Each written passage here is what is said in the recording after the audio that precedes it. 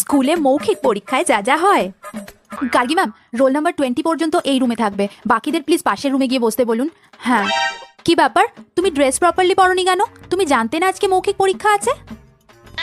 বাহ, তুমি জানতেই না আজকে পরীক্ষা আছে? গার্গী ম্যাম দেখুন, কোন পোর্শনটা ভালো করে পড়েছো সেখান থেকেই প্রশ্ন ধরবো। বলো, এনশিয়েন্ট, মিডল না modern history? Modern history, sure? Okay. বলো, বঙ্গভঙ্গ কত সালে হয়েছিল?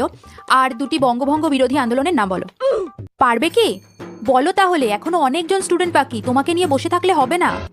এই তোমাদের কোন সেকশন গো? সি। সংযুক্তা ম্যাম পড়ান তো হিস্ট্রি। উনি তো খুব ভালো ম্যাডাম, পড়াশোনা করো না কেন? ঠিক উত্তর বলছো তো? ভেবে বলো, ভয় পাবার কিছু নেই, ঠান্ডা মাথায় উত্তর দাও। আচ্ছা বলো, নীল বিদ্রোহ আগে হয়েছিল নাকি খিলাফত আন্দোলন? কি নাম্বার দেবো বলো তো তোমাদের? যাও, হয়ে গেছে, যাও। হ্যাঁ হ্যাঁ ঠিক আছে, যাও।